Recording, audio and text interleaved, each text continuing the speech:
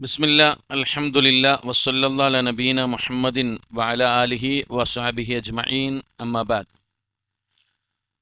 അഊദു ബില്ലാഹി മിനശ് ശൈത്വാനിർ റജീം. ബിസ്മില്ലാഹിർ റഹ്മാനിർ റഹീം.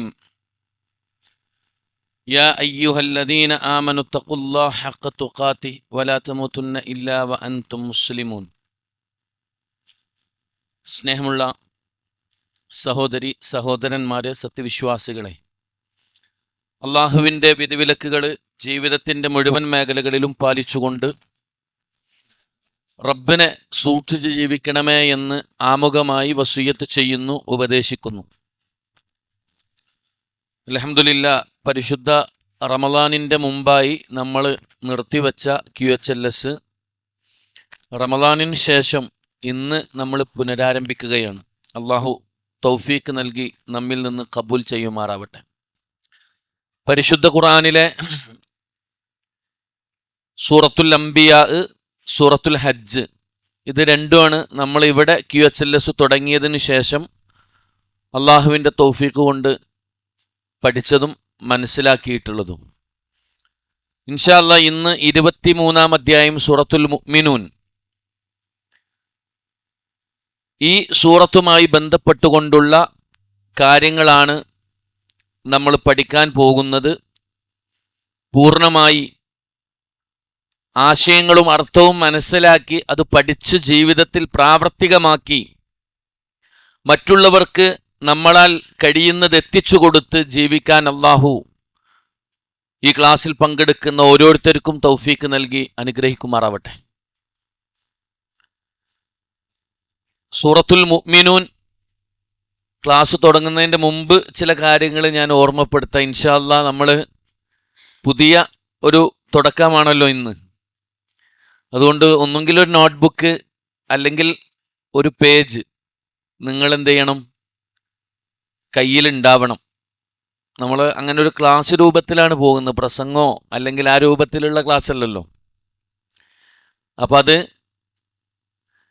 മുടങ്ങാത്ത രീതിയിൽ എന്നും കാണുന്ന രൂപത്തിൽ ഇൻഷാ അല്ലാഹ് നമ്മളുടെ ജീവിതത്തിൽ ഉടനീളം ആ ഒരു നോട്ട്ബുക്ക് നിങ്ങളുടെ കൂടെ ഉണ്ടാവണം എന്നുള്ള ഓർമ്മപ്പെടുത്തുകയാണ്.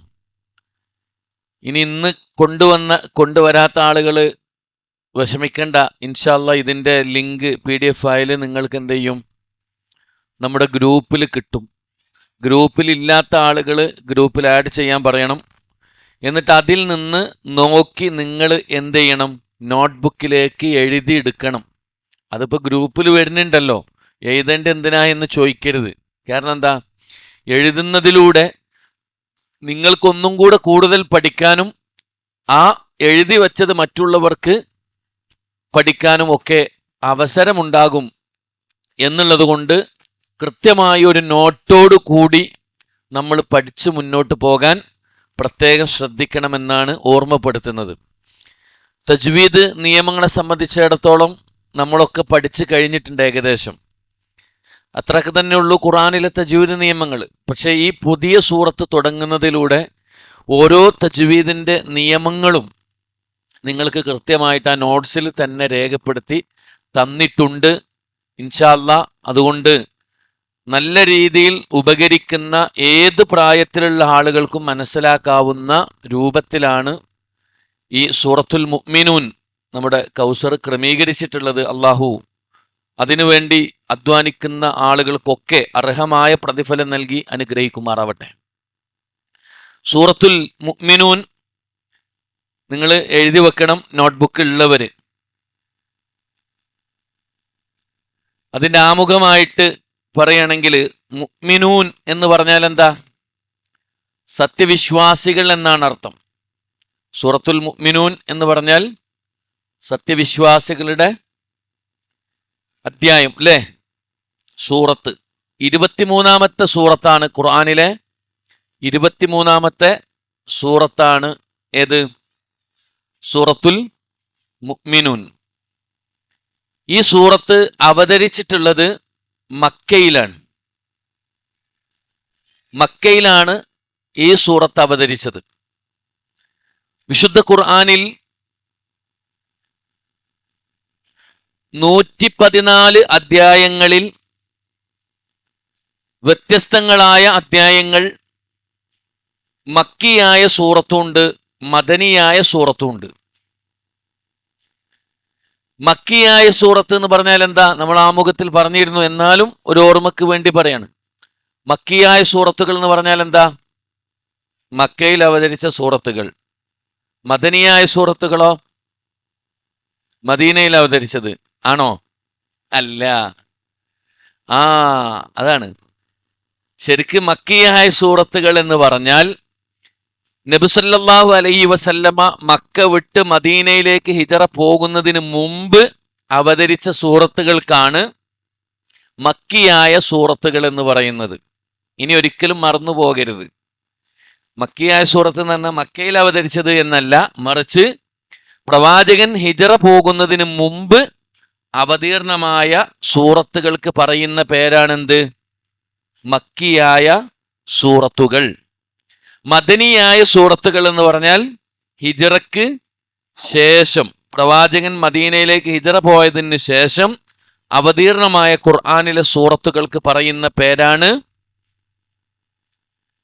എന്ത്?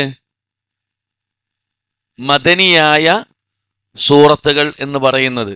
അപ്പൊ ഇത് പ്രവാചകൻ സല്ലല്ലാഹു അലൈഹി വസല്ലമ ഹിജറ പോകുന്നതിന് മുമ്പ് അവതരിച്ച അധ്യായമാണ് ഏത്? സൂറത്തുൽ മുഅ്മിനൂൻ. മനസ്സിലായോ? നിങ്ങൾ പറയണം കേട്ടോ. ഞാൻ പറഞ്ഞ ഇത് വയലല്ല, വയലാണെങ്കിൽ ഞാൻ ഒറ്റയ്ക്ക് പറയുള്ളൂ. ഇത് ക്ലാസ് ആയതുകൊണ്ട് നിങ്ങൾ കൂടിയും പറയണം. അപ്പൊ ശരിക്കും ശ്രദ്ധിക്കണം. എന്നാൽ ഈ സൂറത്തിലെ 75, 76, 77 ഈ 3 ആയത്തുകൾ മദനിയാണെന്നും എന്ത് ചെയ്യുന്നുണ്ട്? മുഫസ്സിരീങ്ങൾ രേഖപ്പെടുത്തിയിട്ടുണ്ട്. ഈ 3 ആയത്തുകൾ, ഇപ്പൊ ഖുർആൻ എല്ലാ സൂറത്തുകളും ഒരുമിച്ച് ഒപ്പം കിട്ട് ഇറങ്ങിയതല്ല. ചിലപ്പോ ചില ആയത്തുകളെ ഇറങ്ങിയിട്ടുണ്ടാവുള്ളൂ, ചില സൂറത്തുകൾ മുഴുവനായിട്ട് ഇറങ്ങിയിട്ടുണ്ടാവും, ചില സൂറത്ത് പകുതി ഇറങ്ങിയിട്ടുണ്ടാവുള്ളൂ, അല്ലേ? ആദ്യമായി ഖുർആൻ അവതരിച്ച അധ്യായം ഏതാ? ഇഖ്റ, സൂറത്തുൽ അലഖ്, അല്ലേ? ഇഖ്റ ബിസ്മി റബ്ബിക്കല്ലദീ ഖലഖ് എന്ന് തുടങ്ങുന്ന സൂറത്തിലെ 5 ആയത്തുകൾ മാത്രമാണ് ആദ്യമായി പ്രവാചകൻ സല്ലല്ലാഹു അലൈഹി വസല്ലമക്ക് വഹിയായി ലഭിച്ചിട്ടുള്ളത്. പിന്നെ ആ ബാക്കി ആയത്തുകൾ എന്ത് ചെയ്തിട്ടില്ല? അതിന്റെ തുടർച്ചയായിട്ട് ഇറങ്ങിയിട്ടില്ല. അത് പിന്നീട് അവതരിച്ചതാണ്. അതേപോലെ തന്നെ ഖുർആനിൽ ആദ്യമായി പൂർണ്ണമായി ഇറങ്ങിയ സൂറത്ത് ഏതാ? എല്ലാ ആയത്തുകളും ഒരുമിച്ച് അവതരിച്ച ആദ്യത്തെ സൂറത്ത് ഏതാ? ആദ്യമായി പൂർണ്ണമായി അവതരിച്ച അധ്യായം വിശുദ്ധ ഖുർആനിലെ 1-ാമത്തെ സൂറത്തായ സൂറത്തുൽ ഫാത്തിഹയാണ്. അപ്പൊ പൂർണ്ണമായി അവതരിച്ച ആദ്യത്തെ അധ്യായമാണ് സൂറത്തുൽ ഫാത്തിഹ. ഈ സൂറത്തിലെ 118 ആയത്തുകളാണ് സൂറത്തുൽ മുഅ്മിനൂനിലുള്ളത്. 118 ആയത്തുകളിൽ 3 ആയത്തുകൾ 75, 76, 77 ഈ 3 ആയത്തുകൾ മദനിയാണെന്നും പണ്ഡിതന്മാർക്കിടയിൽ എന്തുണ്ട്? അഭിപ്രായമുണ്ട്. മാത്രമല്ല, കഴിഞ്ഞ സൂറത്തിന്റെ അവസരത്തിൽ സത്യവിശ്വാസികൾക്ക് വിജയം സിദ്ധിക്കുവാനുള്ള ചില ഉപദേശ നിർദ്ദേശങ്ങൾ അള്ളാഹു നൽകിയത് നമ്മൾ പഠിച്ചിട്ടുണ്ടായിരുന്നു, അല്ലേ? സൂറത്തു ഹജ്ജിന്റെ അവസാന ഭാഗത്ത് വിശ്വാസികൾ ശ്രദ്ധിക്കേണ്ടുന്ന കാര്യങ്ങളായിരുന്നു പറഞ്ഞിരുന്നത്. അതിൻ്റെ തുടർച്ചയായി കൊണ്ട് തന്നെയാണ് ആ ഉപദേശങ്ങൾ അനുസരിച്ച് പോരുന്നവരുടെ ലക്ഷണങ്ങൾ, അതുപോലെ തന്നെ അവരിൽ ആ സൂറത്ത് പറഞ്ഞ സത്യവിശ്വാസികളുടെ യഥാർത്ഥ ഗുണവിശേഷണങ്ങൾ, ഇതൊക്കെയാണ് ഈ സൂറത്തിലെ ആദ്യത്തെ 10 ആയത്തുകളിൽ അള്ളാഹു എന്ത് ചെയ്യുന്നത്? വിശദീകരിക്കുന്നത്. ഇത് 18-ാമത്തെ ജുസ്ഇൽ പെടുന്ന അധ്യായമാണേത്?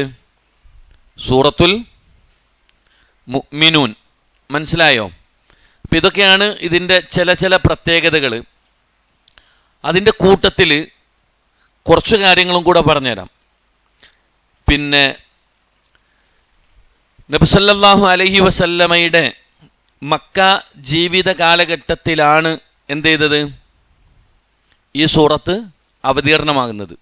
അതും മക്കാ ജീവിത കാലഘട്ടത്തിലെ അവസാന സന്ദർഭത്തിലാണ് എന്ത് ചെയ്യുന്നത്, ഈ സൂറത്ത് അവതരിക്കുന്നത്. ഈ സൂറത്തിന് മുഅ്മിനൂൻ എന്ന പേര് കിട്ടാനുള്ള കാരണം എന്താ? ഞാൻ പറയാതെ തന്നെ നിങ്ങൾക്കറിയാം. എന്തുകൊണ്ടാ സൂറത്തുൽ മുഅ്മിനൂൻ എന്ന പേര് കൊടുക്കാനുള്ള കാരണം എന്താ? സൂറത്തിലെ ആദ്യത്തെ 10 ആയത്തുകളിൽ യഥാർത്ഥ സത്യവിശ്വാസികളുടെ സ്വഭാവ ഗുണങ്ങൾ, അവരെക്കുറിച്ച് പരാമർശിക്കുന്നത് കൊണ്ടാണ് ഈ സൂറത്തിന് ആ പേര് നൽകപ്പെട്ടത് എന്നതാണ് തഫ്സീറുകളിൽ നമുക്ക് കാണാൻ കഴിയുന്നത്. ഇത് ഇറങ്ങാനുള്ള അവതരണ പശ്ചാത്തലമുണ്ട്. ഏത് ഖുർആനിക വചനങ്ങൾ എടുത്തു നോക്കിയാലും അല്ലെങ്കിൽ സൂറത്ത് എടുത്താലും ഓരോ അവതരണ പശ്ചാത്തലം കാണാൻ കഴിയും. ഓരോന്നിനും ഓരോ പശ്ചാത്തലങ്ങളുണ്ട്. അതുപോലെ ഈ സൂറത്തിനും എന്തുണ്ട്? അവതരണ പശ്ചാത്തലമുണ്ട്. ഒന്ന് പറയാൻ പറ്റുമോ നിങ്ങൾക്ക് ആർക്കെങ്കിലും? അതായത് നബി സല്ലല്ലാഹു അലൈഹി വസല്ലമയുടെ മക്കാ ജീവിത കാലഘട്ടം നമുക്കറിയാം, വളരെയേറെ പ്രയാസങ്ങളും പീഡനങ്ങളും നിറഞ്ഞതായിരുന്നു. പട്ടിണിയും പരിവട്ടവുമായി ജീവിച്ച ഒരു കാലഘട്ടമായിരുന്നു മക്കാ ജീവിതം. അറിയില്ലേ? ഇസ്ലാം സ്വീകരിച്ചതിൻ്റെ പേരിൽ, അത് പ്രഖ്യാപിച്ചതിൻ്റെ പേരിൽ 3 കൊല്ലം നബിയെയും നബിയിൽ വിശ്വസിച്ച ആളുകളെയും ശഅബ് അബി ത്വാലിബിൻ്റെ മലഞ്ചെരുവിൽ എന്ത് ചെയ്തിട്ടുണ്ട്? ഊരുവിലക്കിയിട്ടുണ്ട്. ഭക്ഷണങ്ങളൊന്നും വാങ്ങാനോ കൊടുക്കാനോ പാടില്ലാത്തൊരു സാഹചര്യം ഉണ്ടായിരുന്നു. ചരിത്രത്തിൽ കാണാം, അവർ പച്ചിലയും പച്ചവെള്ളവും മാത്രം കഴിച്ച് ജീവിച്ചിരുന്നു എന്ന്. മൃഗങ്ങൾ കാഷ്ടിക്കുന്നത് പോലെ കാഷ്ടിച്ചിരുന്നു എന്നൊക്കെ ഹദീസുകളിൽ കാണാൻ കഴിയും, ചരിത്രത്തിൽ കാണാം. അത്രയും പ്രയാസം നിറഞ്ഞുകൊണ്ടിരിക്കുന്ന ഒരു ജീവിത കാലഘട്ടമായിരുന്നു മക്കാ ജീവിതത്തിൻ്റെ ആദ്യ കാലഘട്ടം. എന്നാൽ അവസാന കാലഘട്ടവും അങ്ങനെ തന്നെയായിരുന്നു. വല്ലാതെ എന്തുണ്ടായിട്ടില്ല, സമ്പത്തോ അതല്ലെങ്കിൽ മറ്റു കാര്യങ്ങളൊന്നും കൂടുതലായിട്ടൊന്നും മക്കാ ജീവിത കാലഘട്ടത്തിൻ്റെ അവസാനത്തിലൊന്നും ഉണ്ടായിരുന്നില്ല. അവിടുത്തെ പീഡനം സഹിക്കാൻ കഴിയാഞ്ഞിട്ടാണ് എന്ത് ചെയ്യുന്നത്, മക്ക വിട്ട് മദീനയിലേക്ക് തന്നെ ഹിജറ പോകാൻ അള്ളാഹുവിൻ്റെ കൽപ്പന ഉണ്ടാകുന്നത്. മനസ്സിലായോ? അപ്പം വലിയ സന്തോഷത്തിലും സമാധാനത്തിലൊന്നും അല്ല അവർ കഴിഞ്ഞിരുന്നത്. ആ സമയത്ത് മക്കയിലുണ്ടായിരുന്ന മുശ്രിക്കുകൾ പ്രവാചകൻ സല്ലല്ലാഹു അലൈഹി വസല്ലമയെയും പ്രവാചകൻ സല്ലല്ലാഹു അലൈഹി വസല്ലമയിൽ വിശ്വസിച്ചിട്ടുള്ള ഇസ്ലാമിലെ ആളുകളെയും ശക്തമായിട്ട് എതിർത്തുകൊണ്ടിരിക്കുന്ന ആ കാലഘട്ടത്തിൽ വിശ്വാസികൾക്ക് വലിയ പീഡനങ്ങളും പ്രയാസങ്ങളും അനുഭവിച്ചു കൊണ്ടിരിക്കുന്ന സമയത്ത് അള്ളാഹു അവതരിപ്പിച്ചൊരധ്യായമാണ് ഏത്? സൂറത്തുൽ മുഅ്മിനൂൻ. നിങ്ങൾ ഈ പുച്ഛത്തോടുകൂടി സ്വീകരിക്കുന്ന അല്ലെങ്കിൽ കാണുന്ന ബലഹീനരായ ദുർബലരായ ആളുകളാണ് വിജയിച്ചിട്ടുള്ള ആളുകൾ എന്ന് പറഞ്ഞുകൊണ്ടാണ് എന്ത് ചെയ്തിട്ടുള്ളത്? സൂറത്തുൽ മുഅ്മിനൂൻ അവതീർണമാകുന്നത്. മനസ്സിലായിട്ടോ? ഖദ് അഫ്ലഹൽ മുഅ്മിനൂൻ, അതാണ് അതിലെ 1-ാമത്തെ ആയത്ത്. മുഅ്മിനീങ്ങളാണ് വിജയിച്ചിരിക്കുന്നവർ എന്ന്. മാത്രമല്ല, ഈ വിഷയത്തിൽ വന്നിട്ടുള്ള ഒരു ഹദീസിൽ കാണാൻ സാധിക്കും, ഉമർ റളിയല്ലാഹു അൻഹു പറയാണ്, നബി സല്ലല്ലാഹു അലൈഹി വസല്ലമക്ക് വഹി ലഭിക്കുമ്പോൾ തേനീച്ചകളുടെ മൂളൽ പോലെയുള്ള ഒരു ശബ്ദം അവിടുത്തെ മുഖത്തിനടുത്ത് കേൾക്കാമായിരുന്നു എന്നാണ്. റസൂലുള്ളാഹിക്ക് വഹി വരുമ്പോണ്ടാകുന്ന ഒരടയാളമാണ്. ആ സമയത്ത് ഒരു ദിവസം അപ്രകാരം സംഭവിച്ചപ്പോൾ ഞങ്ങൾ അല്പനേരം കാത്തുനിന്നു. എന്നിട്ട് നബി സല്ലല്ലാഹു അലൈഹി വസല്ലമ ഖിബലക്ക് അഭിമുഖമായി ഇരുന്ന് ദുആ ചെയ്തു. തുടർന്ന് അവിടുന്ന് പറഞ്ഞു, ഇപ്പോൾ എനിക്ക് 10 സൂക്തങ്ങൾ 10 ആയത്തുകൾ ഇറക്കപ്പെട്ടിരിക്കുന്നു. ആരെങ്കിലും അത് മുറുകെ പിടിച്ചാൽ അവൻ സ്വർഗത്തിൽ പ്രവേശിക്കും. എന്നിട്ട് അവിടുന്ന് പ്രവാചകൻ സല്ലല്ലാഹു അലൈഹി വസല്ലമ സൂറത്തുൽ മുഅ്മിനൂനിൻ്റെ ആദ്യത്തെ 10 വചനങ്ങൾ എന്ത് ചെയ്തു? സ്വഹാബത്തിന് ഓതി കേൾപ്പിച്ചു കൊടുത്തു എന്ന് ഇമാം തുർമിദിയും ഇമാം അഹ്മദും ഉദ്ധരിക്കുന്ന ഹദീസിൽ കാണാൻ കഴിയും. ഇപ്പം എന്താ മനസ്സിലായത്? അള്ളാഹുവിൻ്റെ റസൂലിന് ആദ്യമായി സൂറത്തുൽ മുഅ്മിനൂനിൻ്റെ 10 ആയത്തുകൾ എന്ത് ചെയ്യാണ്? വഹിയായിട്ട് ലഭിക്കുകയാണ്. ആ 10 കാര്യങ്ങൾ നിങ്ങൾ മുറുകെ പിടിച്ച് ജീവിക്കുകയാണെങ്കിൽ നിങ്ങൾക്ക് എന്തുണ്ട് എന്നാ പറഞ്ഞ്? സ്വർഗമുണ്ട് എന്നാണ് നബി കരീം സല്ലല്ലാഹു അലൈഹി വസല്ലമ തൻ്റെ സ്വഹാബത്തിന് പഠിപ്പിച്ചു കൊടുത്തത്. ഇത് ഇതിൻ്റെ അവതരണ പശ്ചാത്തലവുമായി ബന്ധപ്പെട്ടുകൊണ്ട് വന്ന ചരിത്ര സംഭവങ്ങളിൽ നമുക്ക് കാണാൻ സാധിക്കും. മാത്രമല്ല, ഈ സൂറത്തിലെ പ്രധാനപ്പെട്ട 10 സൂക്തങ്ങളിൽ 10 ആയത്തുകളിൽ വന്ന 7 സ്വഭാവ ഗുണങ്ങളാണ്, വിശ്വാസികളുടെ 7 സ്വഭാവ ഗുണങ്ങളാണ് എന്ത് ചെയ്യുന്നത്, ഈ 10 ആയത്തുകളിലായിട്ട് വിശദീകരിക്കുന്നത്. ഇപ്പം നമ്മൾ ഓരോരുത്തരും എന്ത് ചെയ്യണം, ഓരോ സ്വഭാവ ഗുണങ്ങൾ വിശദീകരിക്കുമ്പോഴും അതെൻ്റെ ജീവിതത്തിലുണ്ടോ, നമ്മളുടെ ജീവിതത്തിലുണ്ടോ എന്നുള്ള നമ്മൾ പരിശോധിക്കണം. അങ്ങനെ ഉണ്ടാവണം, എങ്കിലേ എന്താവുള്ളൂ, വിശ്വാസികളാവുള്ളൂ. ആ വിശ്വാസികൾക്കാണ് എന്ത് കിട്ടുക, സ്വർഗം കിട്ടുക. ആ വിശ്വാസികളാണ് എന്താവുക, വിജയിക്കുക. മനസ്സിലായുണ്ടോ? അതാണ് ഈ സൂറത്തിൻ്റെ ആദ്യത്തിൽ പറയുന്നത്. എന്തൊക്കെയാണ് ആ 7 പ്രധാനപ്പെട്ട ഗുണങ്ങൾ? അതും കൂടെ പറഞ്ഞുതരാം. ഒന്ന്, നമസ്കാരത്തിലെ ഭക്തിയെക്കുറിച്ച് പറയുന്നുണ്ട്. ഖുശൂ, ഭയഭക്തിയെ സംബന്ധിച്ച് പറയുന്നുണ്ട്. രണ്ടാമത്തെ ഗുണം, അനാവശ്യ കാര്യങ്ങളിൽ നിന്ന് വിട്ടുനിൽക്കൽ, ലഗ്വിൽ നിന്ന് വിട്ടുനിൽക്കുക. മൂന്നാമത്തെ കാര്യം, സക്കാത്ത് നൽകുക. നാലാമത്തെ കാര്യം, ഗുഹയാവയവങ്ങളെ സംരക്ഷിക്കുക. അഞ്ചാമത്തെ കാര്യം, അമാനത്ത്, അതായത് വിശ്വസ്തത. ആറാമത്തെ കാര്യം, കരാറ് പാലനം. ഏഴാമത്തെ കാര്യം, നമസ്കാരം കൃത്യമായി നിർവഹിക്കൽ. നിസ്കാരത്തെക്കുറിച്ച് തന്നെ 2 കാര്യങ്ങൾ പറഞ്ഞു. ഒന്ന് ഖുശൂഉം പറഞ്ഞു, മറ്റൊന്ന് കൃത്യമായി നിർവഹിക്കലും പറഞ്ഞു. ഇങ്ങനെ 7 കാര്യങ്ങളാണ് ഇതിൻ്റെ ആമുഖത്തിൽ എന്ത് ചെയ്യുന്നത്, അള്ളാഹു വിശ്വാസികളുടെ സ്വഭാവ ഗുണങ്ങളായി പറയുന്നത്. പിന്നീട് പറയുന്നത് എന്താണെന്ന് ചോദിച്ചാൽ, പിന്നെ മനുഷ്യ സൃഷ്ടിപ്പ്, ഭ്രൂണാവസ്ഥ മുതൽ മനുഷ്യൻ കടന്നു പോകുന്ന വിവിധ ഘട്ടങ്ങളെക്കുറിച്ച് ശാസ്ത്രീയമായ രീതിയിൽ ഈ സൂറത്ത് വിശദീകരിക്കുന്നുണ്ട്. ഇതിൻ്റെ 12-14 ആയത്തുകൾ. അതുപോലെ തന്നെ ഈ സൂറത്തിൽ പ്രവാചകന്മാരുടെ ചരിത്രം പറയുന്നുണ്ട്. നൂഹ് അലൈഹിസ്സലാത്തു വസ്സലാമിൻ്റെ ചരിത്രം പറയുന്നുണ്ട്. മൂസാ നബി അലൈഹിസ്സലാത്തു വസ്സലാമിൻ്റെ ചരിത്രം പറയുന്നുണ്ട്. അതുപോലെ തന്നെ ഹാറൂൻ അലൈഹിസ്സലാത്തു വസ്സലാമിൻ്റെ ചരിത്രം പറയുന്നുണ്ട്. ഈസ അലൈഹിസ്സലാത്തു വസ്സലാമിൻ്റെ ചരിത്രവും പറയുന്നുണ്ട്. അപ്പോൾ ഈ പ്രവാചകന്മാരുടെ ചരിത്രവും അവർക്ക് നേരിടേണ്ടി വന്ന എതിർപ്പുകളും പരാമർശിക്കുന്നതാണ് പിന്നീടുള്ള ഭാഗം. മാത്രമല്ല, പിന്നെ പരാമർശിക്കുന്നത് ഏകദൈവ വിശ്വാസമാണ്. അള്ളാഹുവിൻ്റെ ദൃഷ്ടാന്തങ്ങളെക്കുറിച്ചും പരലോകത്തെക്കുറിച്ചും ശക്തമായ തെളിവുകൾ നിരത്തിക്കൊണ്ട് എന്ത് ചെയ്യുന്നുണ്ട്, ഈ സൂറത്തിലൂടെ പരാമർശിക്കുന്നുണ്ട്. അപ്പോൾ ചുരുക്കി പറഞ്ഞാൽ 118 ആയത്തുകളിലും പരാമർശിക്കുന്ന കാര്യങ്ങൾ ഇപ്പോൾ നമ്മൾ എന്ത് ചെയ്തു, ചുരുക്കി നിങ്ങളെ മുന്നിൽ വിശദീകരിച്ചു തന്നു. സൂറത്തുൽ മുഅ്മിനൂനിൽ നമ്മൾ പഠിക്കാൻ പോകുന്ന കാര്യങ്ങളാണ് ഈ പറഞ്ഞിട്ടുള്ളത്. ഇനി സൂറത്തുൽ മുഅ്മിനൂനിന് മറ്റു വല്ല പേരുകളുണ്ടോ? സൂറത്തുൽ മുഅ്മിനൂൻ എന്നല്ലാതെ മറ്റു പേരുകൾ വല്ലതുണ്ടോ? ഞാൻ പറഞ്ഞുതരാം. തഫ്സീറുകളിൽ സൂറത്തുൽ മുഅ്മിനൂൻ എന്നാണ് പൊതുവെ എല്ലായിടത്തും അറിയപ്പെടുന്നതെങ്കിലും ചില മുഫസ്സിരീങ്ങൾ ഇതിൻ്റെ ഉള്ളടക്കത്തെ അടിസ്ഥാനമാക്കിയിട്ട് പരാമർശിച്ചത് കാണാൻ പറ്റും. സൂറത്തുൽ ഫലാഹ്, വിജയത്തിൻ്റെ അധ്യായം എന്ന പേരിൽ ഈ സൂറത്ത് എന്ത് ചെയ്യുന്നുണ്ട്, അറിയപ്പെടുന്നുണ്ട്. അതുപോലെ തന്നെ ഈ സൂറത്തിന് മറ്റൊരു പേര് ഖുർആനിലെ സൂറത്തുൽ മുഅ്മിനൂനിൻ്റെ ആദ്യത്തെ 10 ആയത്തുകളിൽ പരാമർശിച്ച ഗുണമുള്ള ആളുകൾക്ക് ലഭിക്കുന്ന ഒന്നാണെന്ത്, ജന്നാത്തുൽ ഫിർദൗസ്. അത് റസൂലുള്ളാഹി സ്വല്ലല്ലാഹു അലൈഹി വസല്ലം പറഞ്ഞതാണ്. സ്വർഗം കിട്ടുമെന്ന് പറഞ്ഞില്ലേ, ഫിർദൗസ് കിട്ടുന്നു. ആ ഫിർദൗസ് കിട്ടുന്നത് കൊണ്ട് തന്നെ ചില മുഫസ്സിരീങ്ങൾ എന്ത് ചെയ്തിട്ടുണ്ട്, സൂറത്തുൽ ഫലാഹ് വിജയത്തിൻ്റെ അധ്യായം എന്ന് പറഞ്ഞിട്ടുണ്ട്. അതുപോലെ തന്നെ സൂറത്തുൽ ഫിർദൗസ് എന്ന പേരും സൂറത്തുൽ മുഅ്മിനൂനിന് നൽകിയത് കാണാൻ കഴിയും. മനസ്സിലായുണ്ടോ?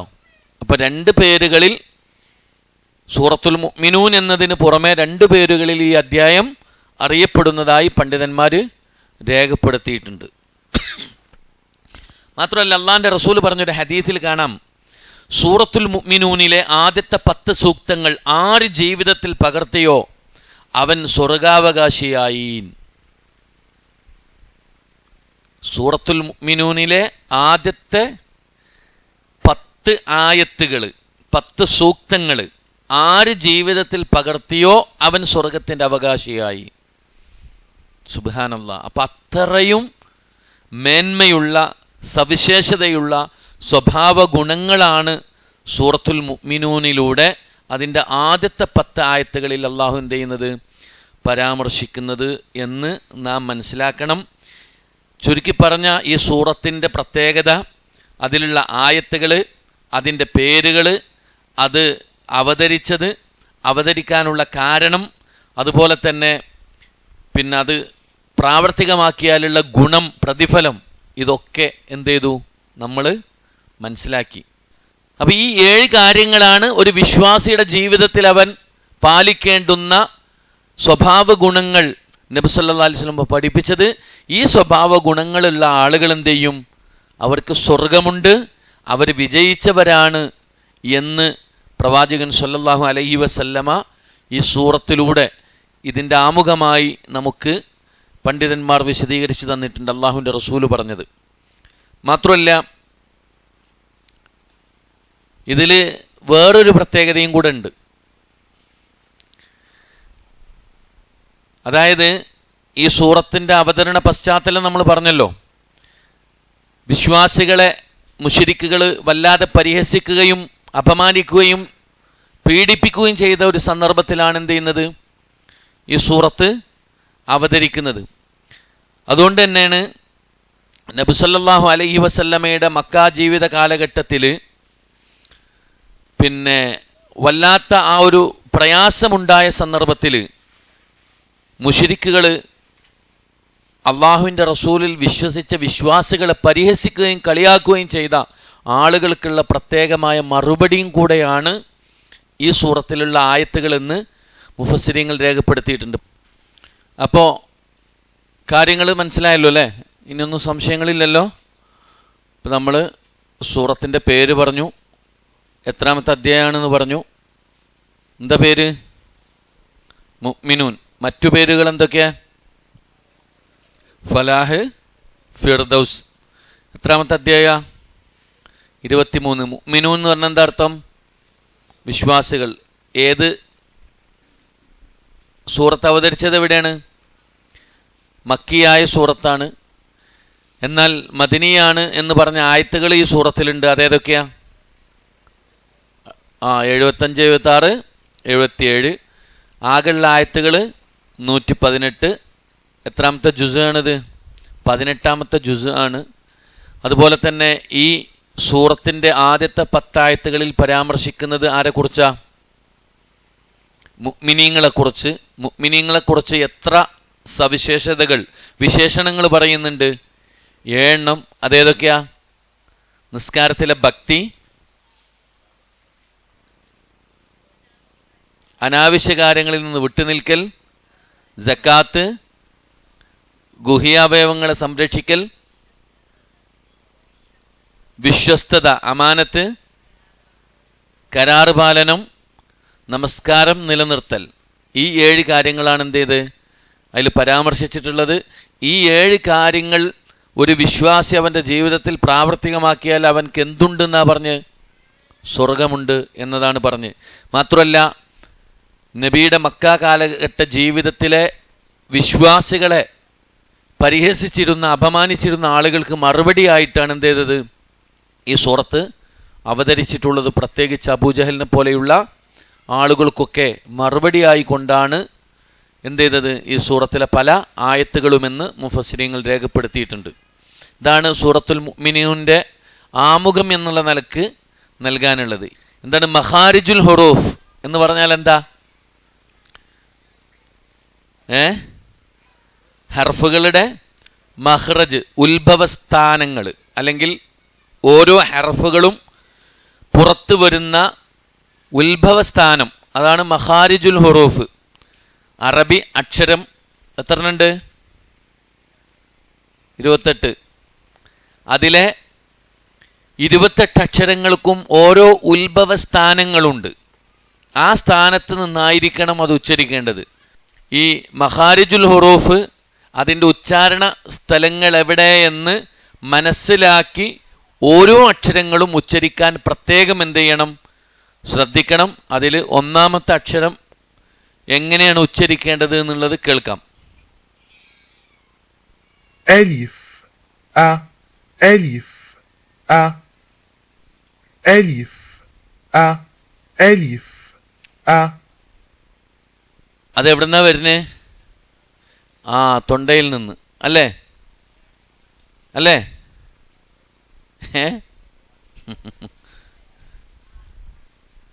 അല്ലേ? അലിഫ് അലിഫ്. അങ്ങനെ തന്നെ നമ്മൾ എന്ത് ചെയ്യണം? അത് ഉച്ചരിക്കണം. ഇൻഷാ അല്ലാഹ് നിങ്ങൾക്ക് PDF കിട്ടൂട്ടാ. മനസ്സിലായോ? അതിൻ്റെ ഉത്ഭവസ്ഥാനം നിങ്ങൾക്ക് എന്ത് ചെയ്യാം? ഒന്നും കൂടെ കാണാം. ألف أ ألف أ. കണ്ടാ? ഇനി ഈ സൂറത്തിലെ ഒന്നാമത്തെ ആയത്താണ്. ആയത്ത് കേൾക്കാല്ലേ? أفلح المؤمنون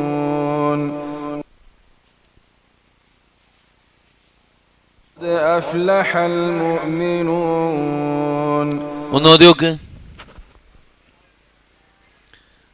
أعوذ بالله من الشيطان الرجيم. قد أفلح المؤمنون.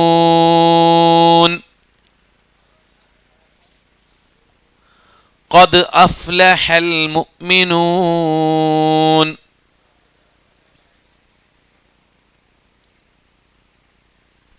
أفلح المؤمنون.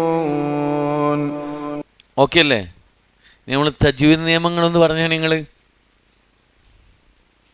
ഈ ആയത്തിലെ തജ്വീദ് നിയമങ്ങൾ ഏതാന്നുള്ളതെന്ന് പറഞ്ഞേ. ദാല് ഹുറൂഫുൽ ഖൽഖലാണ് അല്ലേ? മാഷാ അല്ലാ. പിന്നെ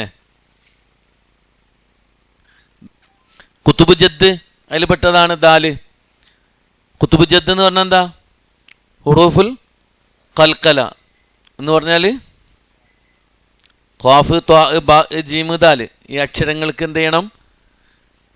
ഇൽഹാർ ചെയ്തുകൊണ്ട് ഉച്ചരിക്കണം അല്ലേ? വെളിവാക്കിയിട്ട് ഉച്ചരിക്കണം. അത് ആയത്തിൻ്റെ അവസാനത്ത് വന്നാൽ പ്രത്യേകിച്ച്, നടുവിൽ വന്നാൽ ഓട്ടോമാറ്റിക്കായിട്ട് എന്ത് ചെയ്യും? അതങ്ങനെ തന്നെയാണ് ഉച്ചരിക്കുന്നത്. എന്നാലും ശ്രദ്ധിക്കണം. ഇനി നോക്ക്, ഇതിലെ തജ്വീദ് നിയമങ്ങളാണ്. മഞ്ഞ നിറത്തിൽ കൊടുത്തതാണ് അതിൽ പ്രത്യേകമായിട്ട് നമ്മളിപ്പോൾ പറഞ്ഞ കാര്യം. മനസ്സിലായുണ്ടോ? ഇതിങ്ങനെ ഓരോന്നും എടുത്ത് പോകാൻ ചിലപ്പോൾ നമുക്ക് എന്തുണ്ടാവില്ല, സമയം ഉണ്ടാവില്ല. ആമുഖമായതുകൊണ്ട് ഫസ്റ്റ് ക്ലാസ് ആയതുകൊണ്ടൊക്കെ നമുക്ക് എടുക്കാം. മാത്രമല്ല ഇത് നിങ്ങൾ ശരിക്കും മനസ്സിലാക്കണം. അതിനാണ് ഞാൻ പറഞ്ഞു തരുന്നത്. നിങ്ങൾക്ക് ആ PDF കാണാൻ പറ്റും. ഇതിപ്പോൾ കാര്യമായിട്ട് ശ്രദ്ധിക്കേണ്ടെന്ന് വിചാരിക്കരുത്. ഈ സൂറത്തിൽ ഏറ്റവും കൂടുതൽ ശ്രദ്ധിക്കേണ്ട ഭാഗമാണ് ഈ മഞ്ഞ നിറത്തിൽ കൊടുത്തിട്ടുള്ളത്. മനസ്സിലാക്കണം കേട്ടോ. കാരണം അങ്ങനെ പഠിച്ചാലേ യഥാർത്ഥത്തിൽ നമ്മൾ പ്രവാചകന് ഖുർആൻ അവതരിച്ചതുപോലെ ആ ഖുർആൻ പാരായണം ചെയ്യാൻ നമുക്ക് എന്ത് ചെയ്യുള്ളൂ? സാധിക്കുള്ളൂ. എന്താണ് അതിൽ പറഞ്ഞത്? ഹുറൂഫുൽ ഖൽഖല. അതിൻ്റെ അക്ഷരങ്ങൾ കൊടുത്തിട്ടുണ്ട്. ഖാഫ്, ത്വാ, ബാ, ജീം, ദാൽ. ഈ 5 അക്ഷരങ്ങൾ.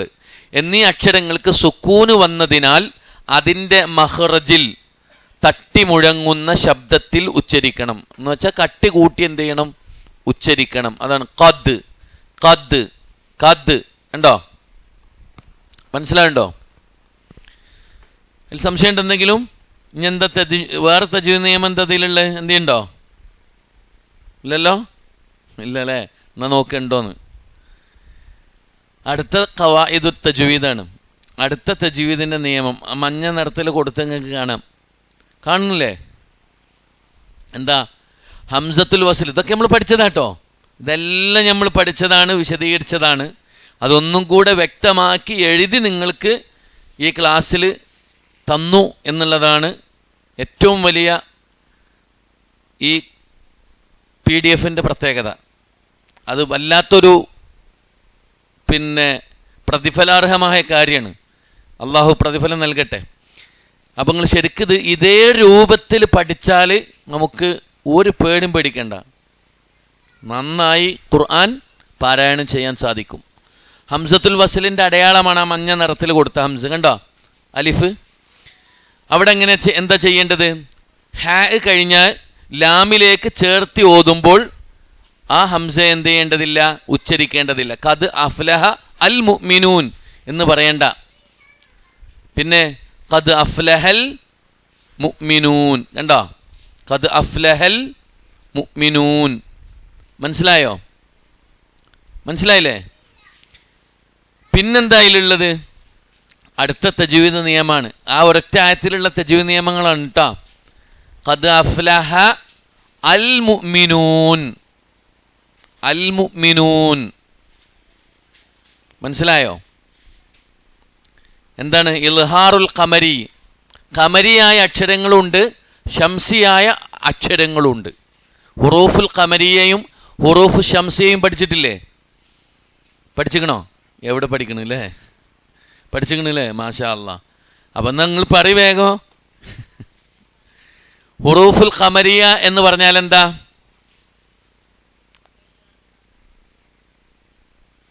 അലിഫ് ലാമിന് ശേഷം ഖമരിയായ അക്ഷരം, അതായത് 14 എണ്ണം വന്നതിനാൽ ലാമിനെ വ്യക്തമായി ഉച്ചരിക്കണം.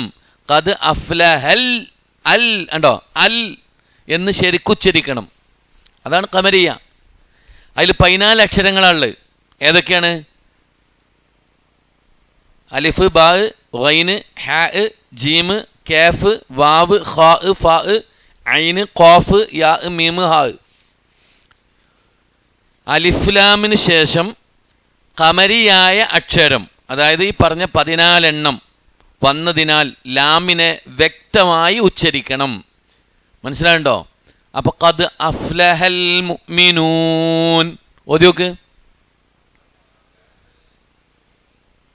ഓക്കെ അല്ലേ? അലിഫ്ലാമിനെ ഉച്ചരിക്കുന്നതാണ് ഖമരിയ എന്ന് പറയുന്നത്. മനസ്സിലായോ? ശംസിയ അപ്പം എന്തായിരിക്കും? അലിഫ്ലാമ് ഉച്ചരിക്കാത്തത്. അതേതാ? നമുക്ക് പഠിക്കാം, അത് വേറെ പഠിക്കാം കേട്ടോ ഇൻഷാ അല്ലാ. അവിടെ അത് ഉച്ചരിക്കണ മനസ്സിലാക്കുക. പിന്നെ ഉദാഹരണം ഞാൻ പറഞ്ഞുതരാം. അശംസ്, അശംസ് അതന്നെ. അൽ ഷംസ് എന്നാണല്ലേ എഴുതുക? അൽ ഷംസ് എന്നാണ് എഴുതുക. പക്ഷെ എങ്ങനെ ഉച്ചരിക്കുക? അശംസ് എന്നാണ്. അതാണ് ശംസിയായത്. ഖമരിയായത് അൽ മുഅ്മിനൂൻ. മനസ്സിലാണ്ടോ? അൽ മുഫ്ലിഹൂൻ. അലിഫ്ലാം ഉച്ചരിക്കുന്നത് ഖമരിയെയും ഉച്ചരിക്കാത്തത് ശംസിയെയും. പിന്നെ ഇതിൽ വരുന്നത് എന്താണ്? മുഅ്മിനൂൻ എന്നുള്ളതിൻ്റെ അവിടെ മദ് ആരിൽ ലിസുക്കൂൻ എന്ന് പറഞ്ഞാൽ എന്താ? നിർത്തുന്ന സമയത്ത് അവസാന അക്ഷരത്തിന് സുക്കൂൻ വരുന്നത് കാരണം അതിന് തൊട്ടു മുമ്പുള്ള മദ്ദുള്ള അക്ഷരത്തെ 2, 4 അല്ലെങ്കിൽ 6 ഹർക്കത്ത് വരെ നീട്ടി ഓതാം. ഇപ്പോൾ ഇവിടെ ഉദാഹരണത്തിന് അൽ മുഅ്മിനൂൻ എന്നാണ്, നിർത്തുന്ന സമയമാണ്. മുഅ്മിനൂൻ നിർത്താൻ പോവാണ്. പിന്നെ അവസാനത്തെ അക്ഷരത്തിന് എന്ത് ചെയ്യണം? നമ്മൾ നിർത്തുമ്പോൾ എങ്ങനെ ചെയ്യാം? മുഅ്മിനൂന എന്ന് പറയോ? ഇല്ല, മുഅ്മിനൂന്നേ പറയുള്ളൂ. അപ്പം നമ്മൾ അവിടെ സുക്കൂന് കൊടുത്തു. എന്നാൽ അതിന് തൊട്ട് മുമ്പുള്ള മദ്ദുള്ള അക്ഷരം വന്നിട്ടുണ്ട്. അതേതാ? മദ്ദിൻ്റെ അക്ഷരമാണ് ഏത്? വാവ്. അലിഫ്, വാവ്, യാ, 3 മദ്ദിൻ്റെ അക്ഷരങ്ങളാണ്. അപ്പം മദ്ദിൻ്റെ അക്ഷരം തൊട്ട് മുമ്പുള്ളതിന് വന്നതുകൊണ്ട് അവിടെ മുഅ്മിനൂൻ എന്ന് പറയാം, അല്ലെങ്കിൽ മുഅ്മിനൂൻ എന്നും പറയാം. മനസ്സിലായോ നിങ്ങൾക്ക്? ഇപ്പോൾ പല ഖിറാഅത്തിലും ഓതുന്നത് കണ്ടിട്ടുണ്ടാവും നിങ്ങൾ.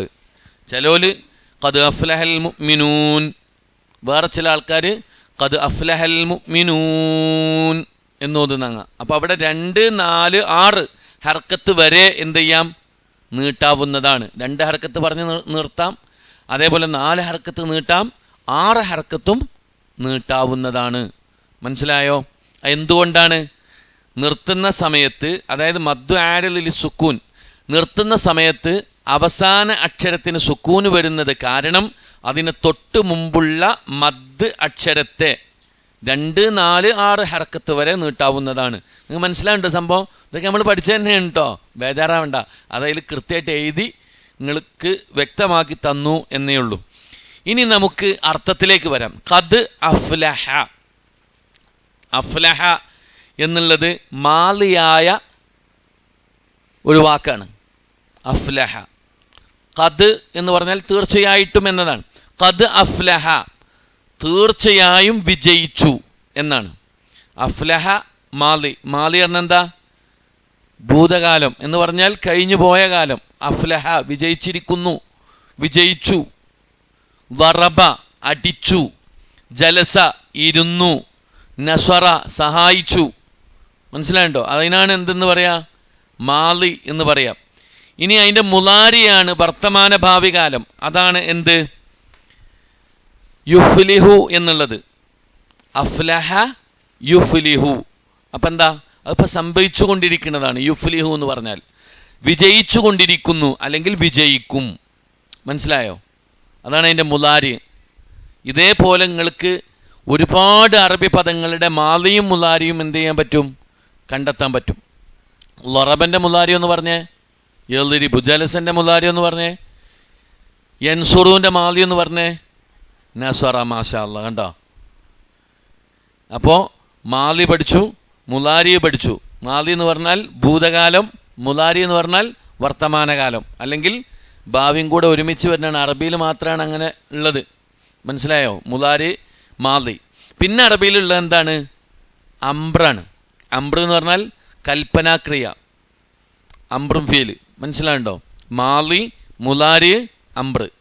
ഇപ്പോൾ ഖദ് അഫ്ലഹ എന്നുള്ളതിൻ്റെ അഫ്ലഹ എന്ന മാലിയുടെ മുലാരിയാണെന്ത്? യുഫ്ലിഹു. അതിൻ്റെ കൽപ്പനാരൂപം എങ്ങനെ? നീ വിജയിക്കുക അല്ലെങ്കിൽ നീ വിജയിക്കും എന്ന് പറയലെങ്ങനെ? അഫ്ലിഹ്. മനസ്സിലായോ? നീ അടിക്കും എന്ന് പറയലെങ്ങനെ? അല്ലെങ്കിൽ നീ അടിക്ക് എന്ന് പറയൽ ഇദ്രിബ്.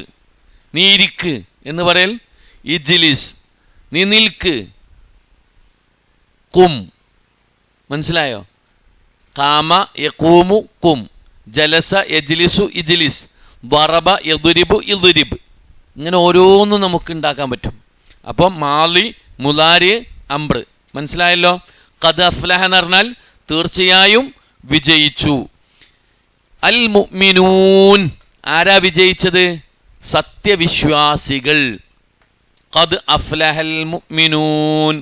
തീർച്ചയായും സത്യവിശ്വാസികൾ വിജയിച്ചിരിക്കുന്നു അല്ലെങ്കിൽ വിജയിച്ചു. ഇതാണ് ഈ സൂറത്തിൻ്റെ 1-ാമത്തെ ആയത്ത്. മുഅ്മിനീങ്ങൾ, സത്യവിശ്വാസികൾ വിജയിച്ചിരിക്കുന്നു എന്നാണ് 1-ാമത്തെ ആയത്ത്. ഈ ആയത്ത് അവതരിക്കാനുണ്ടായ കാരണമാണ് ഞാൻ ആദ്യം പറഞ്ഞത്. മക്കയിലെ മുശ്രിക്കീങ്ങൾ നബിയിൽ വിശ്വസിച്ച പാമരരായ, പാവപ്പെട്ട, ദരിദ്രരായ ആളുകളെ പരിഹസിക്കുകയും അപമാനിക്കുകയും നിന്ദിക്കുകയും ഒക്കെ ചെയ്തപ്പോൾ, പീഡിപ്പിക്കുകയൊക്കെ ചെയ്തപ്പോൾ, ഈ ദുർബലരും ബലഹീനരുമാണോ നിന്റെ ആളുകൾ എന്നൊക്കെ പറഞ്ഞിട്ട് കളിയാക്കിയിട്ടുണ്ടായിരുന്നു അബൂജഹലിനെ പോലെയുള്ള ആളുകളൊക്കെ. അവർക്കുള്ള മറുപടിയായിട്ടാണ് ഖുർആനിൽ ഈ സൂക്തങ്ങൾ അവതീർണമാകുന്നത് എന്ന് ചരിത്രത്തിൽ, തഫ്സീറിൽ നമുക്ക് കാണാൻ കഴിയും. അതുകൊണ്ട് സത്യവിശ്വാസികൾ വിജയിച്ചിരിക്കുന്നു എന്നാണ്. ആ വിജയിച്ചിരിക്കുന്ന ആ സത്യവിശ്വാസികളുടെ കൂട്ടത്തിൽ ആരുണ്ടാവണം? നമ്മളുണ്ടാവണം. ഇനി ആരാണ് വിജയിച്ചിരിക്കുന്ന സത്യവിശ്വാസികൾ എന്നുള്ളതാണ്, അവരുടെ ഓരോ ഗുണങ്ങളുമാണ് പറയാൻ പോകുന്നത്. അല്ലദീന ഹും ഫീ സ്വലാത്തിഹിം ഖാശിഊൻ. الذين هم في صلاتهم خاشعون. ഒന്നുകൂടി കേട്ടോക്ക്. الذين هم في صلاتهم خاشعون. ഖദ് അഫ്ലഹൽ മുഅ്മിനൂൻ.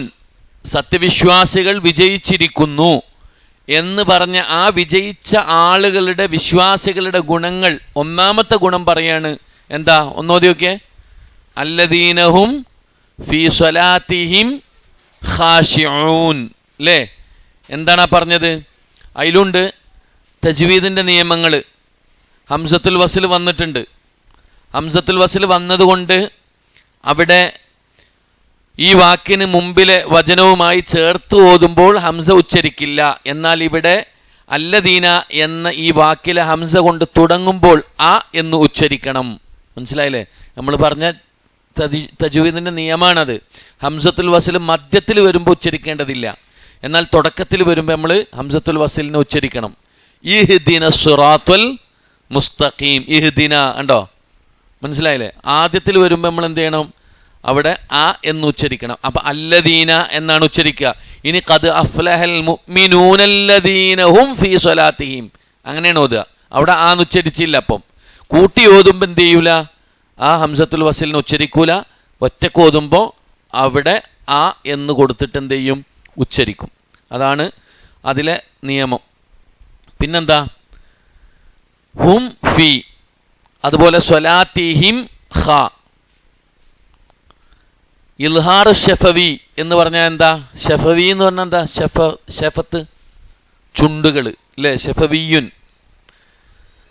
ഈ രണ്ടക്ഷരങ്ങളും എന്താണ്? ചുണ്ടുകൾ കൊണ്ട് ഉച്ചരിക്കേണ്ടതല്ലേ? അല്ലേ? എന്തെങ്കിലും ഉണ്ടാതിരിക്കണേ? നിയമമായിട്ട് തിരിയാത്തുണ്ടോ? കൃത്യമായിട്ട് മലയാളത്തിൽ കൊടുത്ത് നിങ്ങൾക്ക് വേണ്ടിയിട്ട് ബാ മീമ് അല്ലാത്ത ഏതെങ്കിലും അക്ഷരം സാക്കിനായ മീമിന് ശേഷം വന്നാൽ മണിക്കാതെ വെളിവാക്കി ഉച്ചരിക്കണം. നമ്മൾ പഠിച്ച നിയമങ്ങളാണ്. അവിടെ അല്ലദീനഹും ഫീ എന്ന് പറയോ? ഇല്ല. മനസ്സിലായോ? അതേപോലെ തന്നെ സ്വലാത്തിഹിം ഖാശിഊൻ എന്ന് പറയോ? ഇല്ല. ബാ മീമ് അല്ലാത്ത ഏതെങ്കിലും അക്ഷരം സാക്കിനായ മീമിന് ശേഷം വന്നാൽ, ഇവിടെ ഏതാ വന്ന്? സുക്കൂനുള്ള മീമിന് ശേഷം വന്നത് ഏതാ? ഫ ആണ് അല്ലേ? അതുപോലെ ഇപ്പുറത്ത് ഹ ആണ്. ബാഉ അല്ല, മീമും അല്ല. അപ്പോൾ അക്ഷരം അങ്ങനെ സാക്കിനായ മീമിന് ശേഷം വന്നാൽ മണിക്കാതെ വെളിവാക്കിയിട്ട് എന്ത് ചെയ്യണം? ഉച്ചരിക്കണം. അവിടെ സാക്കിനായ നൂന് ഉണ്ട് എന്ന് പറഞ്ഞിട്ട് അവിടെ മണിക്കാൻ പാടില്ല. കാരണം എന്താ? ആ സാക്കിനായ നൂന് ശേഷം വന്ന അക്ഷരം എന്തല്ല? മീമും അല്ല, ബാഉ അല്ല. അതുകൊണ്ട് അവിടെ എന്ത് ചെയ്യണം? ഇൽഹാർ ചെയ്യണം എന്നാണ്. അതാണ് ഇൽഹാർ ഷഫവി എന്ന് പറഞ്ഞാൽ. കൂടാതെ മീം, ഫ എന്നിവ അടുത്തടുത്തുള്ള മഖ്റജുകളായതിനാൽ വ്യക്തമാക്കി ഉച്ചരിക്കാൻ പ്രത്യേകം ശ്രദ്ധിക്കണം. മീമും ഫാവും ഒരുമിച്ചാ വന്നിക്കണ്. അതുകൊണ്ട് രണ്ടും എന്ത് ചെയ്യണം? ഇൽഹാർ ചെയ്തുകൊണ്ട് ഉച്ചരിക്കണം. അതും ഇതിലെ തജ്വീദ് നിയമമാണ്. മനസ്സിലായുണ്ടോ? ഇപ്പം നിങ്ങൾ ചിന്തിക്കണ്ടില്ലേ, പടച്ചോൻ എങ്ങനെയൊക്കെ ഉണ്ടോയെന്നുള്ളത്? ഉണ്ട്. നമ്മൾ അങ്ങനെ തന്നെ പഠിക്കണം. അപ്പോഴേ എന്ത് ചെയ്യുള്ളൂ? യഥാർത്ഥത്തിൽ ഖുർആൻ്റെ പഠിതാക്കളായി നമ്മൾ മാറുള്ളൂ. അള്ളാഹു തൗഫീഖ് നൽകട്ടെ. പിന്നെ അടുത്തതാ അല്ലദീന ഹും ഫീ സ്വലാത്തിഹിം ഖാശിഊൻ. അവിടെ എന്താ നിയമം? നമ്മൾ പറഞ്ഞതാണത്. മദ്ദുൽ ആരിദ് ലിസ്സുക്കൂൻ. നിർത്തുമ്പോൾ സുക്കൂന് കൊടുക്കേണ്ട സാഹചര്യം വന്നാൽ അതിന് തൊട്ട് മുമ്പുള്ള മദ് അക്ഷരത്തെ, അതായത് വാവിനെ 2, 4, 6 ഹർക്കത്ത് വരെ നീട്ടി ഓതാവുന്നതാണ്. നമ്മൾ പഠിച്ച നിയമമാണ്, ഞാൻ പറഞ്ഞതാണ്. മനസ്സിലായോ? ഖാശിഊൻ എന്നോതാം, ഖാശിഊൻ എന്നോതാം. 2 ഹർക്കത്ത് പറയുന്ന അത്ര നീട്ടിയാലും മതി. ഇനി അതല്ല 4 ഹർക്കത്ത് പറയുന്ന അത്ര നീട്ടാം. 6 ഹർക്കത്ത് പറയുന്ന അത്രയും എന്ത് ചെയ്യാം? നീട്ടാവുന്നതാണ്. മദ്ദു ആരിദ് ലിസ്സുക്കൂൻ. അതൊക്കെ എന്തെയാണ്? നിർത്തുന്ന സമയത്ത് അവസാനത്തെ അക്ഷരത്തിന് സുക്കൂന് വരുന്നത് കാരണമാണ് അങ്ങനെ നീട്ടുന്നത്. മനസ്സിലായോ? ഇനി അതിൻ്റെ അർത്ഥം നോക്ക്. അല്ലദീന, അല്ലദീന അതായത് യാതൊരു വിഭാഗം, ഒരു കൂട്ടർ, ഹും അവർ, ഫീ സ്വലാത്തിഹിം അവരുടെ നമസ്കാരത്തിൽ അല്ലെങ്കിൽ തങ്ങളുടെ നമസ്കാരത്തിൽ. പിന്നെ ഇവിടെ സ്വലാത്തിഹിം എന്നുള്ളതിൻ്റെ മാലി, മുലാരി, അംറ് ഇത് 3 പറയുന്നുണ്ട്. ഏതൊക്കെയാണ് നിങ്ങൾ പറഞ്ഞേ? സ്വല്ല, മുലാരി, യുസല്ലി, അംറ്, സ്വല്ലി. മനസ്സിലായോ? അർത്ഥം പറയേണ്ട ആവശ്യമില്ലല്ലോ, നിങ്ങൾക്ക് അറിയണല്ലേ. ഖാശിഊൻ എന്ന് പറഞ്ഞാൽ ഭക്തി കാണിക്കുന്നവരാണ്, അതായത് ഖുശൂ ഉള്ളവരാണ്. അല്ലദീനഹും ഫീ സ്വലാത്തിഹിം ഖാശിഊൻ. തങ്ങളുടെ നമസ്കാരത്തിൽ ഖുശൂ കാണിക്കുന്നവരാണ്, ഭക്തി കാണിക്കുന്നവരാണ് ആര്? വിജയിച്ച മുഅ്മിനീങ്ങൾ, സത്യവിശ്വാസികൾ. മനസ്സിലായോ? അപ്പം സത്യവിശ്വാസികളുടെ 2 ഗുണങ്ങൾ പഠിച്ചു അല്ലേ? പഠിച്ചോ? 2 ഗുണങ്ങൾ പഠിച്ചോ? പിന്നെന്താന്ന് പറയണേ? എത്ര ഗുണ പഠിച്ചേ? വിജയിച്ച മുഅ്മിനീങ്ങളുടെ ഗുണം 1 പറഞ്ഞിട്ടുള്ളൂ. തങ്ങളുടെ നിസ്കാരത്തിൽ അവർക്ക് എന്തുണ്ടാകും? ഖുശൂ ഉണ്ടാകും. അവിടെയും മാദി മുലാരി അംറുണ്ട്. ഖശഅ യഖ്ശഉ യഖ്ശഅ. മനസ്സിലായോ? അതിനാണ് ഖുശൂ ഉണ്ടായത്, ഭയഭക്തി ഉണ്ടായത്.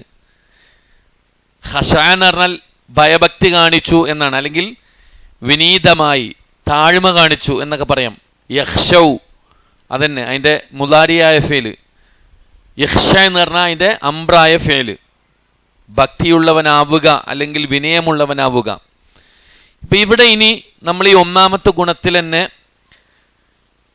നമ്മൾ മനസ്സിലാക്കേണ്ടത്, അതായത് തങ്ങളുടെ നിസ്കാരത്തിൽ ഭക്തി കാണിക്കുന്നവരാണവർ എന്നാണ് 2ാമത്തെ ആയത്ത്. 1ാമത്തെ വിശേഷണമാണ് ആരുടേത്? സത്യവിശ്വാസികളുടെ 1ാമത്തെ വിശേഷണം എന്താണ്? നിസ്കാരത്തിൽ ഭക്തി കാണിക്കുന്നവരായിരിക്കുന്നു. മനസ്സിലാണ്ടോ? നിസ്കാരത്തിൽ ഭക്തി കാണിക്കുക എന്ന് പറഞ്ഞാൽ എന്താ? നിസ്കാരത്തിലെ ഭക്തി? ഇന്ന് മഗ്‌രിബ് നിസ്കരിച്ചപ്പോൾ തൊട്ടപ്പുറത്തുള്ള ആള് ഇമാമ് 2ാമത്തെ റക്അത്തിലേക്ക് ഇരിക്കുകയാണ്, പക്ഷെ തൊട്ടപ്പുറത്തുള്ള ആളുണ്ട് എഴുന്നേറ്റിരിക്കണ്. എന്താ? ശ്രദ്ധ ഈ നിസ്കാരത്തിലല്ല, ഖുശൂ ഇല്ല എന്ന് പറഞ്ഞാൽ, അതായത് ശ്രദ്ധയില്ലാതെ നിസ്കരിക്കുക, അശ്രദ്ധരായി പോവുക, ഇതൊക്കെ എന്താണ്?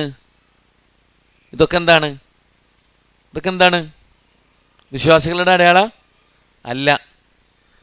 അത് 2-3 കാര്യങ്ങൾ പറഞ്ഞിട്ടുണ്ട്. ഒന്ന്, മുനാഫിക്കുകളുടെ നിസ്കാരത്തെക്കുറിച്ച് പറഞ്ഞിട്ടുണ്ട്. അല്ലദീനഹും അൻ സ്വലാത്തിഹിം സാഊൻ, അശ്രദ്ധരായി നിസ്കരിക്കുന്നവരാകുന്നു അവരെന്ന്, മുനാഫിക്കുകൾ. അത് നമ്മൾ ശ്രദ്ധിക്കണം. അത് മാത്രമല്ല, ശ്രദ്ധ ഉണ്ടായാലും ചിലപ്പോൾ ഖുശൂ കിട്ടിക്കൊള്ളണമെന്നില്ല. ഖുശൂ കിട്ടാൻ എന്താ മാർഗം? നമ്മൾ അള്ളാന്റെ മുമ്പിലാണ് നിൽക്കുന്നത് എന്ന ബോധം നമുക്കുണ്ടാവണം. ഞാൻ അള്ളാനോടാണ് സംസാരിക്കുന്നത് എന്ന ചിന്ത നമുക്കുണ്ടാവണം. എൻ്റെ റബ്ബ് ഈ നിസ്കാരത്തിലൂടെ ഞാൻ ഫാത്തിഹ ഓതുമ്പോൾ എനിക്ക് മറുപടി നൽകുന്നുണ്ട് എന്ന വിശ്വാസം ഉണ്ടാവണം. അതേപോലെ തന്നെ നമസ്കാരത്തിൽ നമ്മൾ പറയുന്ന ഓരോ വാക്കുകളുടെയും ആശയവും അർത്ഥവും നമുക്ക് അറിഞ്ഞിരിക്കണം. ഇങ്ങനെ അള്ളാന്റെ മുന്നിൽ വിനയാനിധനായി നിൽക്കുമ്പോൾ നമുക്കെന്ത് കിട്ടും? ഖുശൂ കിട്ടും. അതിന് വലിയ കോലാഹലങ്ങളുള്ളിടത്ത് നിസ്കരിച്ചാൽ കിട്ടൂല. മനസ്സിലാണ്ടോ? നമ്മുടെ മുന്നിൽ വേറെ എന്തെങ്കിലും ഉണ്ടെങ്കിൽ, ഇപ്പോൾ ഒരു ഗാനമേള നടക്കുക, ഇവിടെ നമുക്ക് നിസ്കരിച്ചാൽ എന്തെങ്കിലും ഖുശൂ കിട്ടുമോ? ഇല്ല. അതിനെന്ത് വേണം? ഭക്തിസാന്ദ്രമായ സ്ഥലം വേണം. അതുകൊണ്ട് ആ പള്ളിയിൽ അള്ളാന്റെ റസൂൽ പറഞ്ഞില്ല, നിസ്കരിക്കുന്നവരുണ്ടെങ്കിൽ നിങ്ങൾ ഉറക്ക ഖുർആൻ ഓതാൻ പോലും പാടില്ല എന്നാ. ഖുർആൻ ഓതാൻ പോലും പാടില്ല എന്നാ.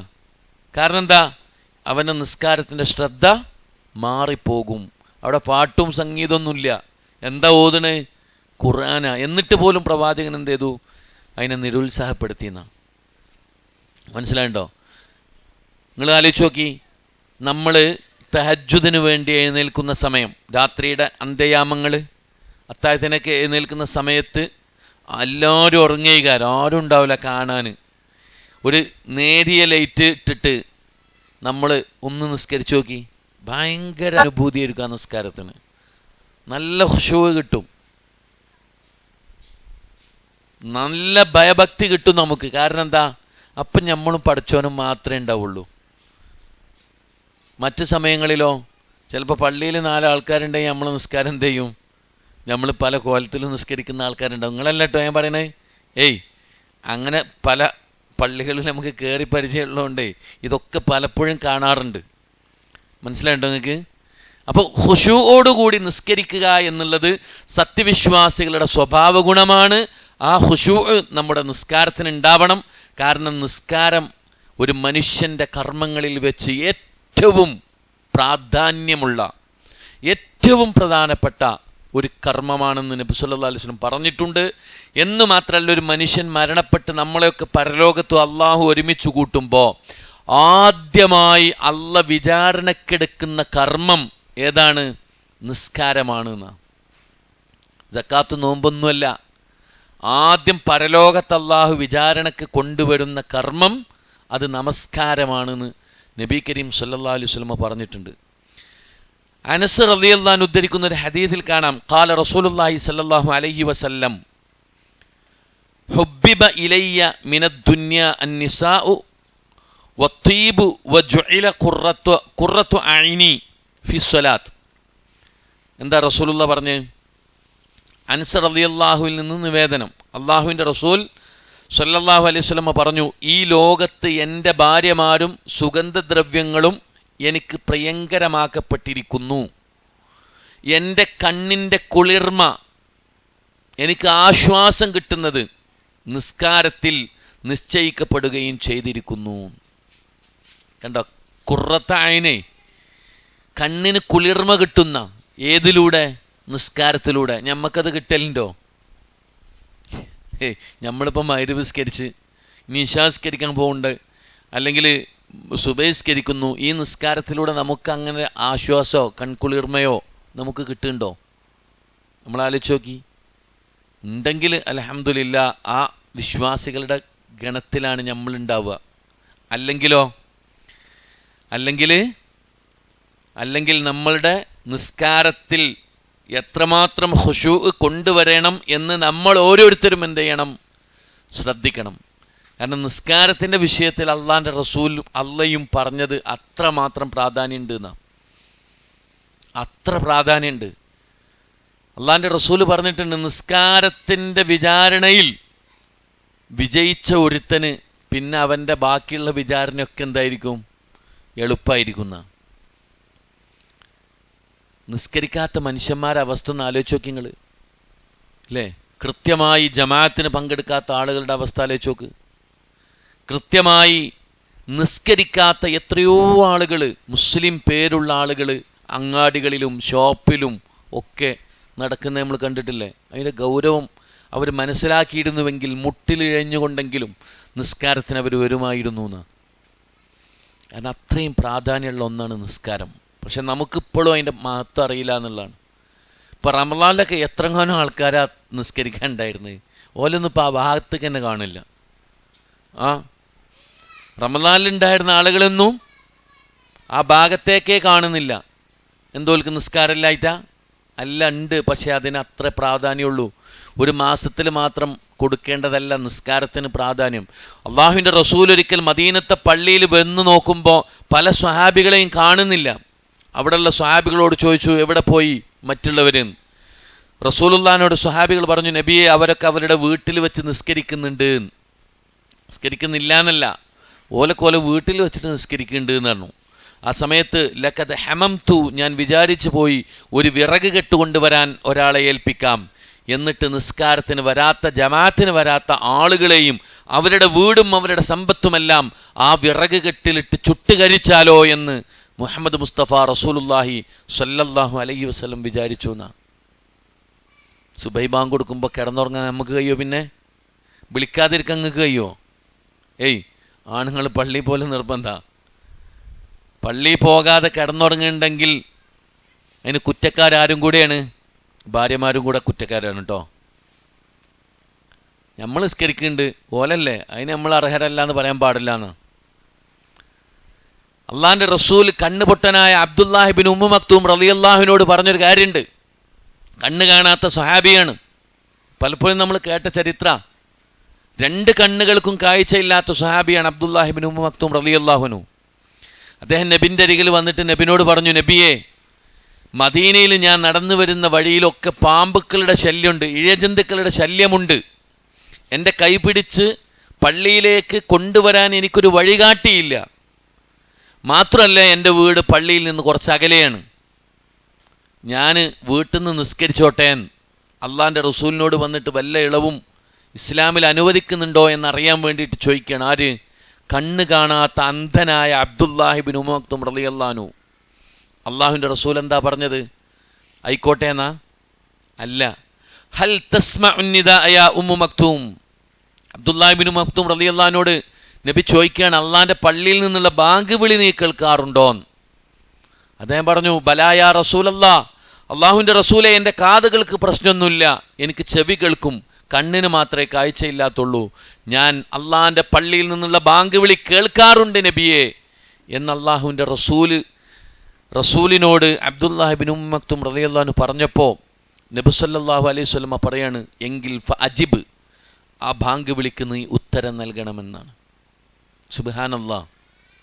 കണ്ണ് കാണാത്ത അന്ധനായ എല്ലാ നിലക്കും ഇസ്ലാമിൽ റുഖ്സയുള്ള ഇളവുള്ള ആ സ്വഹാബിയോട് പോലും ബാങ്ക് വിളി കേൾക്കുന്നുണ്ടെങ്കിൽ പള്ളിയിൽ വന്ന് നമസ്കരിക്കണമെന്ന് പ്രവാചകൻ സല്ലല്ലാഹു അലൈഹി വസല്ലമ പറയാണ്.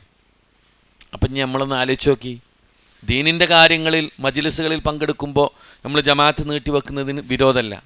നേരെ മറിച്ച് നമ്മൾ എന്ത് ചെയ്യാണ്, ബാങ്ക് കൊടുക്കുന്നുണ്ട്, നമ്മളത് കേൾക്കുന്നുണ്ട്, വീട്ടിൽ കിടന്നുറങ്ങുകയാണ്. എങ്കിൽ അള്ളാഹിൻ്റെ റസൂല് പറഞ്ഞ ആ വീട് ചുട്ടുകരിച്ചാലോ, അവരെയും അവരുടെ സമ്പത്തുമെല്ലാം ചുട്ടുകരിച്ചാലോ എന്ന് ഞാൻ വിചാരിച്ചു പോയി എന്ന് അള്ളാഹിൻ്റെ റസൂല് അവിടുന്ന് പഠിപ്പിച്ചു കൊടുത്തിട്ടുണ്ട്.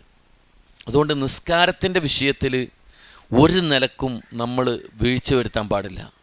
അത് മനഃപൂർവ്വം ഒഴിവാക്കുന്നവൻ കാഫിറാണെന്ന്. മുസ്ലിമും അമുസ്ലിമും തമ്മിലുള്ള വ്യത്യാസം എന്താണ്? നിസ്കാരമാണെന്ന് റസൂലുള്ളാഹി സ്വല്ലല്ലാഹു അലൈഹി വസല്ലം പറഞ്ഞു. ആ നിസ്കാരം ഖുശൂഅോടുകൂടി നിസ്കരിക്കാൻ നമുക്ക് കഴിയണം എന്നു മാത്രമല്ല, വേഗത്തിൽ നിസ്കരിക്കുക, നിസ്കാരത്തിൽ അശ്രദ്ധരായിരിക്കുക, ഇതൊക്കെ കപടതയുള്ളവൻ്റെ നിസ്കാരമാണെന്ന് പരിശുദ്ധ ഖുർആനിലും അതുപോലെ തന്നെ പ്രവാചക അധ്യാപനങ്ങളിലും പറഞ്ഞിട്ടുണ്ട്. നിസ്കാരമെന്ന് പറയുന്നത് കേവലമായ ഒരു കാട്ടിക്കൂട്ടൽ മാത്രമല്ല, അത് ഭക്തിയോടുകൂടി നിർവഹിക്കേണ്ട ഒന്നാണ്. മാത്രമല്ല, നിസ്കാരത്തിൽ ഭക്തി കിട്ടണമെങ്കിൽ എന്ത് ചെയ്യണം? അള്ളാഹുവിനെ കൂടുതൽ ഓർക്കണം. നിസ്കാരം എന്തിനാ? ഹദീസിൽ കാണാം, എന്നെ ഓർക്കാനാണെന്ന്. അള്ളാഹിനെ സ്മരിക്കാനാണ് നിസ്കാരം.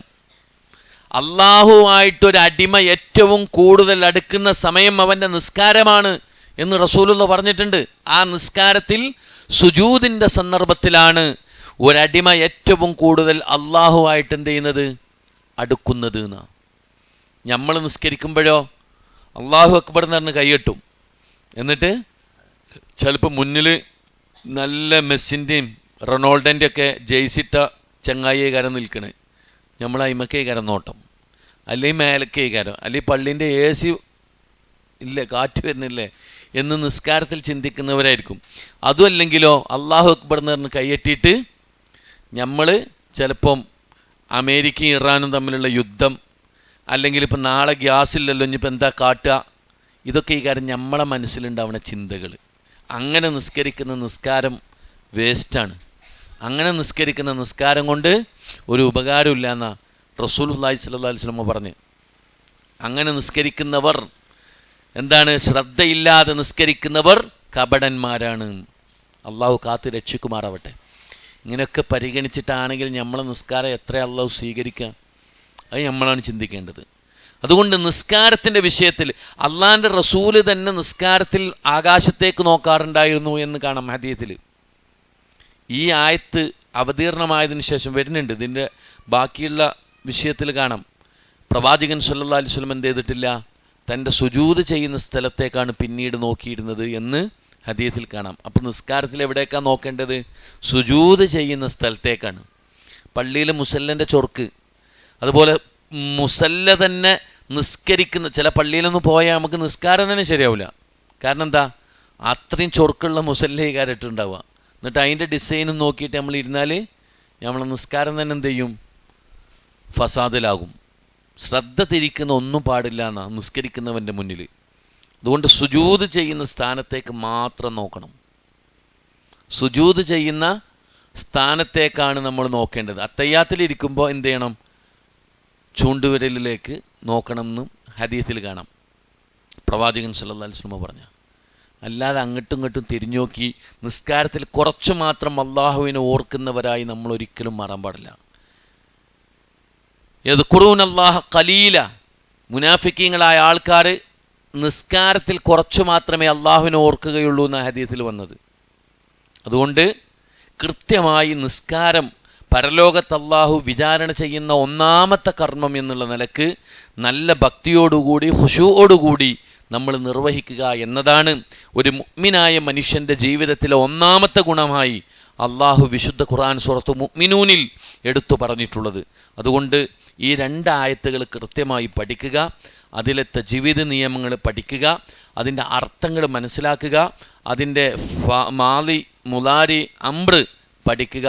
അതുപോലെ തന്നെ അതുമായി ബന്ധപ്പെട്ടുകൊണ്ട് ഈ സൂറത്ത് അവതരിക്കാനുണ്ടായ പശ്ചാത്തല കാരണങ്ങൾ, അതിൻ്റെ പ്രത്യേകതകൾ, അതിൻ്റെ ശ്രേഷ്ഠതകൾ, അതുപോലെ തന്നെ അതിൻ്റെ മറ്റു പേരുകൾ, ഇങ്ങനെ തുടങ്ങിയിട്ടുള്ള കാര്യങ്ങളൊക്കെ നിങ്ങളുടെ ശ്രദ്ധയിലുണ്ടാകണം. ഇൻഷാ അല്ലാഹ് 2 ആയത്തെ നമ്മൾ എടുത്തിട്ടുള്ളൂ.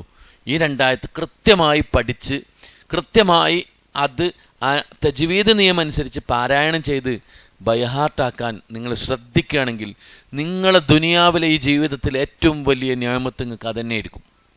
വേറൊന്നും ഇതിലേറെ കിട്ടാനില്ല. മനസ്സിലായുണ്ടോ?